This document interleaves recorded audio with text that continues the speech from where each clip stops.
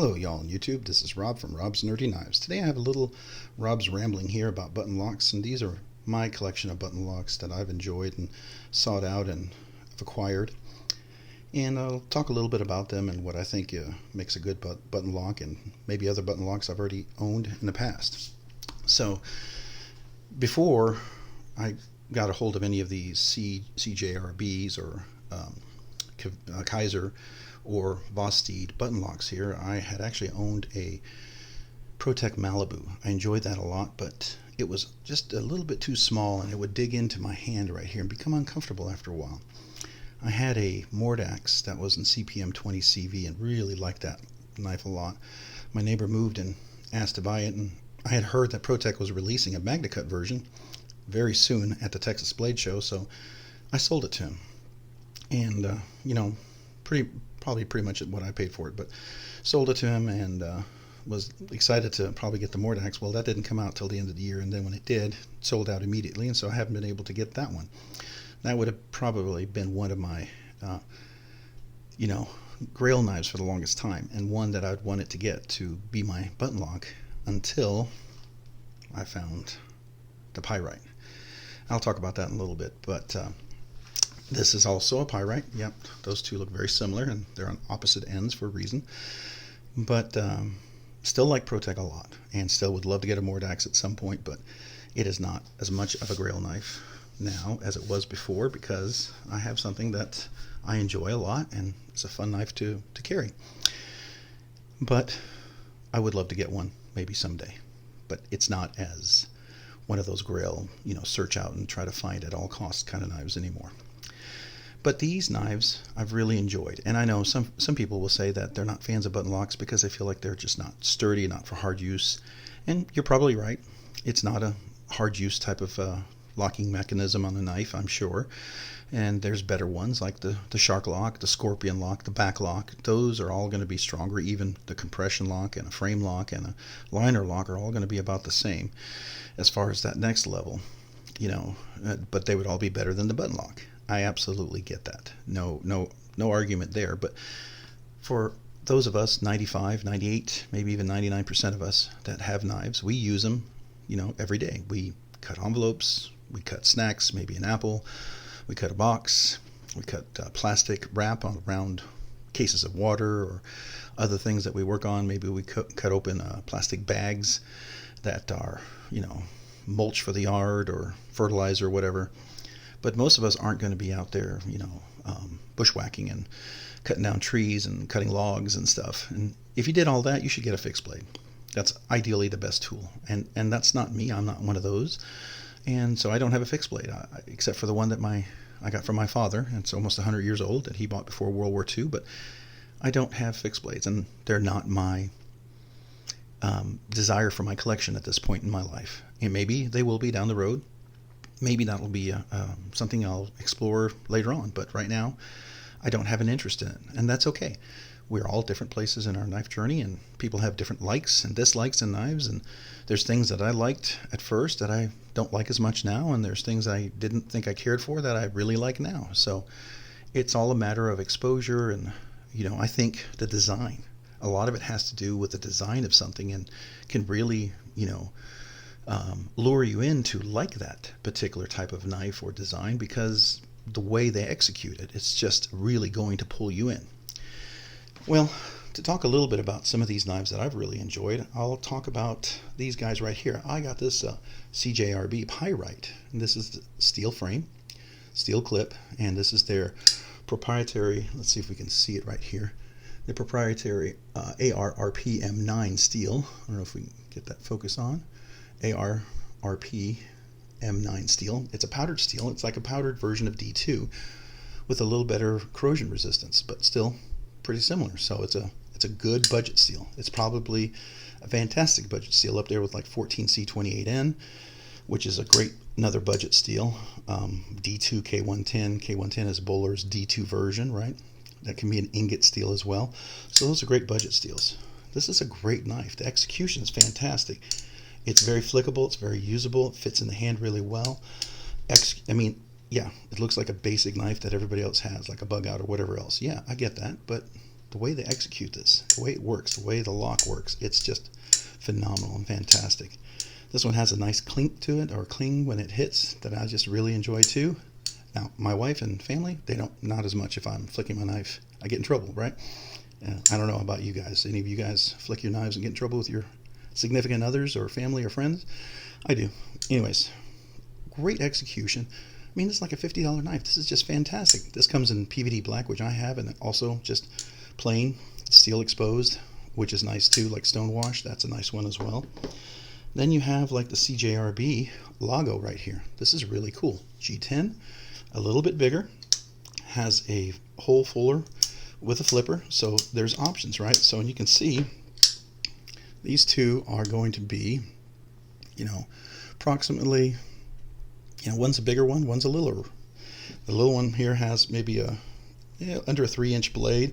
From the base of the handle to the blade is over 3 inches, so it depends on your state. This might or might not be legal, but it's smaller. It fits my hand. I have medium to large hands. They're large width-wise, and length-wise they're medium, so it's about a large grip right here. And then this one right here, obviously it's way bigger and has a huge finger choil, so it can really choke up. Some nice jimping up there as well. Much bigger blade, very nice flat grind. And this is a Wharncliffe sheep's foot. I don't know, modified. I don't know what you'd call this. I call it a sheep's foot because it's got the curve and the curve here. But I've heard different justifications for what makes one and not the other. Anyways, the CJRB button locks execute really well. They don't stick up really far. Now if you're left-handed, this one sticks out enough that you can probably engage it. But you really have to work closely hand to do that, I think, because usually when I'm up this far, I'm right here with the finger and I'm pushing off right here, right? So I'm using my thumb more as the guide for the power. But when I'm back here, this is where I'm going to be gripping the hardest, right? I may have the thumb up here, but I'll be gripping the hardest back here. So at least that's my use of this knife. But this is a great knife, $50 as well. Both of these are $50. Fantastic budget knife. This will do everything you want. Most likely this is going to be a knife that I'm going to keep in my car. I always like to have a knife in the car, so this will be a knife I'll keep in the car. Maybe this will be a knife that I'll keep in my wife's car. Or I have a friend who's already asked to buy this one, so I'll probably sell it to them. But then you get into a little nicer. This is the Lieb M. Now this is black micarta. As you can see, it's really nice. It's a stonewashed black. This has that sheep's foot, nice blade there. It's got the little bow and the curve there, so this is called a sheep's foot. But again, the action on this one is just really fantastic. It's just really smooth. And again, it's a Kizer, and they execute the button lock really well. Works really nicely. I like this one, and it's got kind of contoured scales, so it's easy to grip. Ergonomics, really nice. It is like $90, so it's a little more than $50 here. Then you have this one right here. Now this is really nice. This is Kizer, and this is black linen micarta. This is a knife center exclusive. It uses 4V steel, which is really nice. Very tough, durable steel. So that's really nice, and it does do flipper. And then, of course, the button lock. So you have multiple deployments on this one. Now, no jimping on the flipper, but that's okay because, it's very, I would say, light friction to deploy the blade. People call it detent, but detent is really the ball that is on a frame lock, liner lock, or a compression lock that pushes against the blade and then causes friction between the blade and that bar that pushes against it. And then when the blade sets in to close, there's a hole that detent ball fits into, and it keeps it from falling out. All of these button locks use a plunge lock, and some of them are a little different.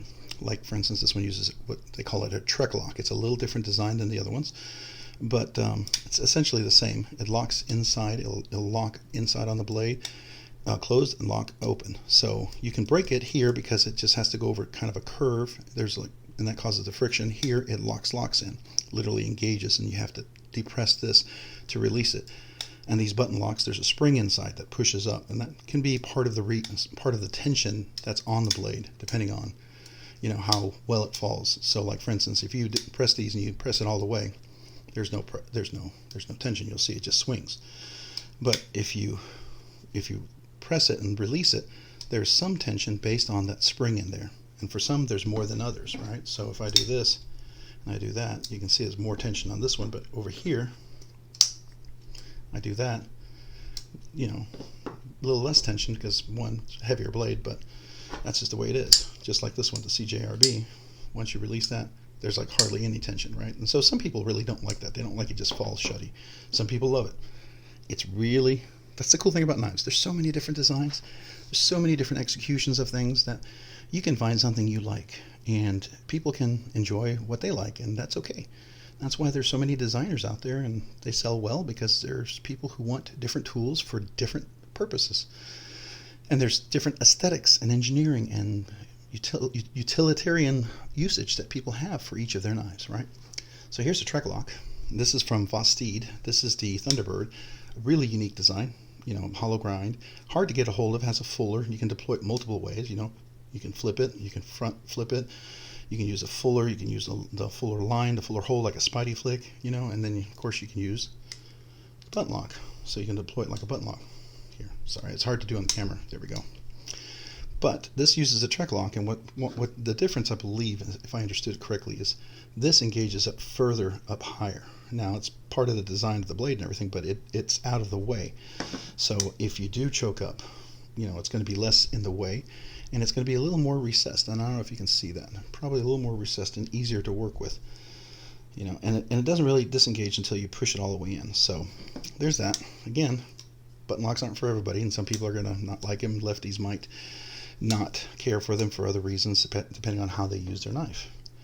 And so then here's the CJRB Pyrite. This is the limited edition. I was able to get a hold of this directly from Artisan Cutlery. And if you didn't know, Artisan Cutlery owns CJRB. And CJRB is their like budget line. So this was actually made by Artisan Cutlery, but it's a CJRB knife. As you can see, it still says CJRB, but it's in their Artisan Cutlery line because it's a higher quality knife. This doesn't use their proprietary RPM9 steel. It uses CPM S35VN, the US crucible steel. I don't know if you can see that.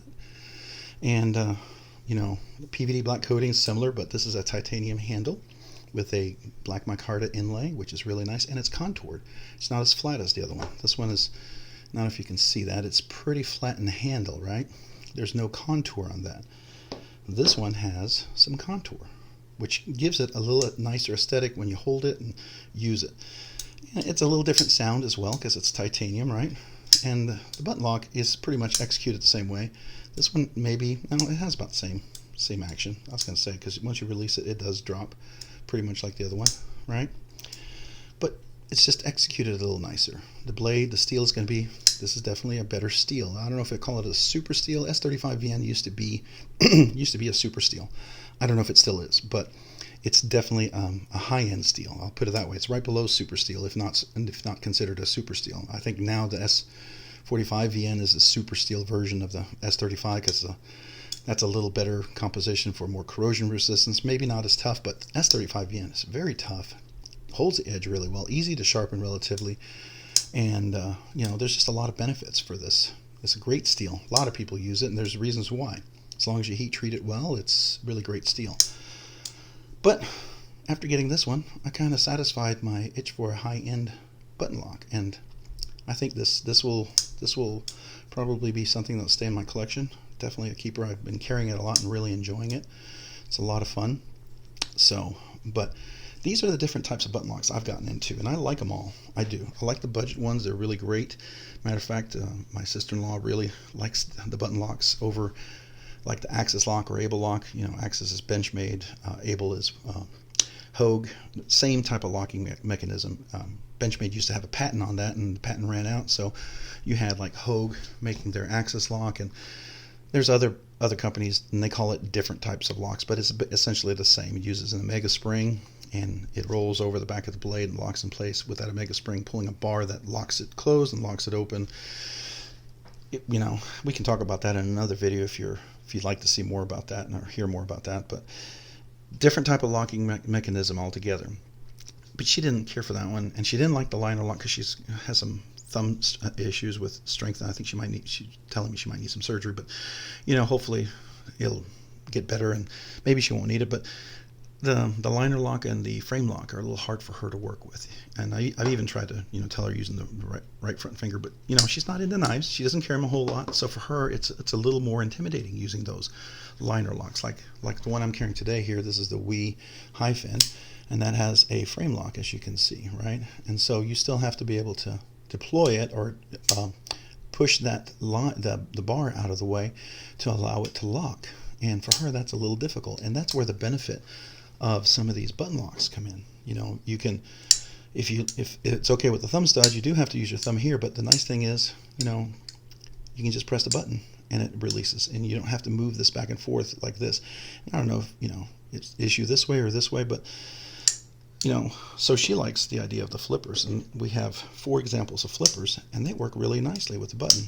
Now, you can still deploy them like this, right? At least on the CJRB Lago. On this guy right here, the Kizer Lieb M, which I believe is the medium size, because I think they made a large one, really big one at one point.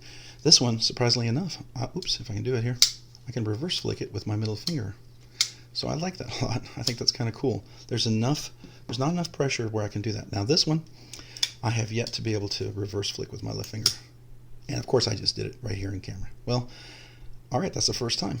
That was cool. I didn't think I could do that. Yeah, okay, well, there you go. Just got to get a nice grip on there.